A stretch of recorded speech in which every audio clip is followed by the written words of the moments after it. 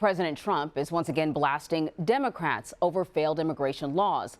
Earlier, he tweeted, quote, "Why don't the Democrats give us the votes to fix the world's worst immigration laws? Where is the outcry for the killings and crime being caused by gangs and thugs, including MS-13 coming into our country illegally?" Nearly 2,000 children have been separated from their families between April and May. That's according to the Department of Homeland Security. The Trump administration's zero-tolerance policy prosecutes undocumented immigrant adults. But since the U.S. forbids detaining children with their parents, this policy results in splitting up families. And CBS This Morning co-host Gayle King is with me now from a Border Patrol facility in McAllen, Texas. You know, Gayle, it's one thing to listen to lawmakers, spew their opinions and listen to other experts, but you're there on the ground. You're talking to the people who are on the ground there. What have you been witnessing? Take us through it.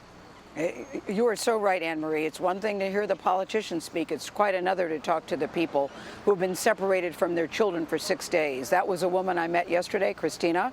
Her daughter is 16. Her son is 10. She came here from El Salvador. Why?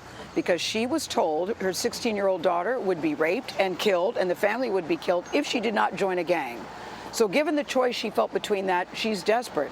She and her family made it to the border. So imagine how they're feeling. We made it, we made it, we made it.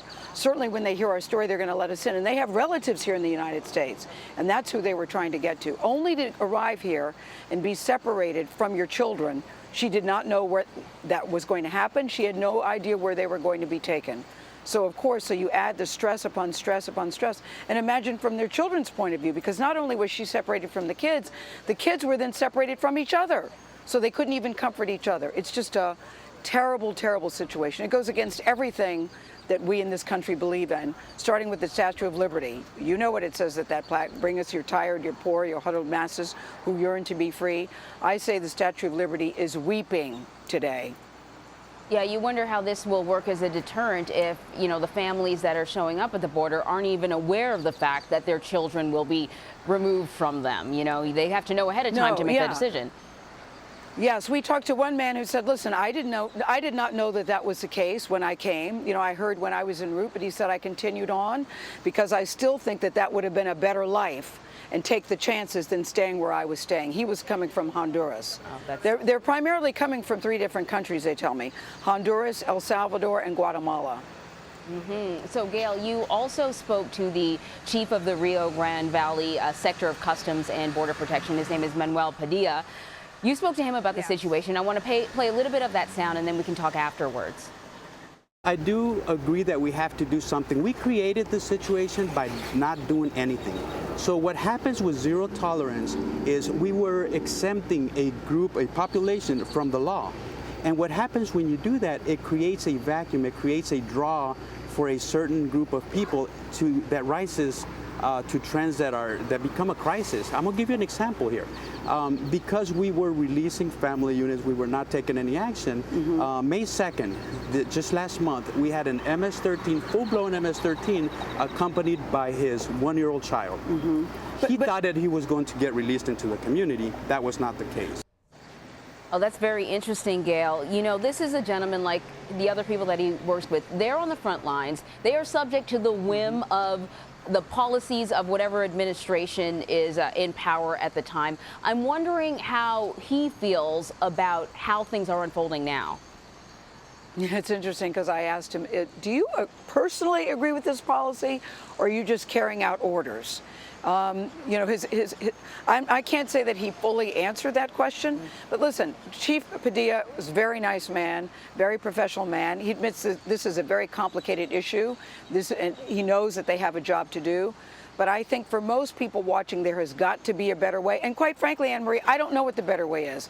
All I know is that separating from children, from their mothers in particular, from their parents, is inhumane. And it's such a primal need. I don't even think you have to be a mother or father to understand this. I think you've got to be a human being with a beating heart and a throbbing pulse to get. There's got to be a better way to figure this out. Yeah, I know when I started to hear about this story, I just thought about sort of the first time that I had to drop my daughter off at daycare. Right. And how heart-wrenching it was.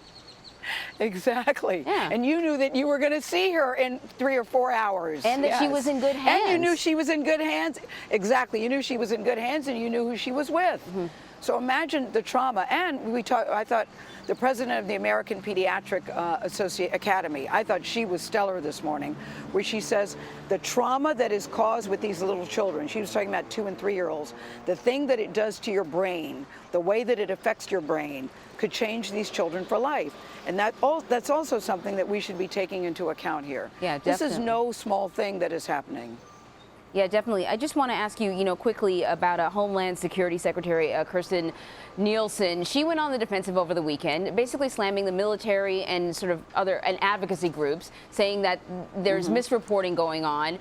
That and her quote is, "If you're seeking asylum for your family, there's no reason to break the law and illegally cross between ports of entry." So her argument is that there's a way to seek asylum. There are laws in place for that. But when you told me about that mother who feared that her daughter would be raped, I think it gives people an indication as to why they can't wait for the system to work their way through the system. Yeah, no one is trying to figure out the paperwork when you feel that your life is in danger or the lives of your children are in danger. And most of the people that we met here are coming with good intentions. Do you have some people that are trying to game the system, scam the system, and using children?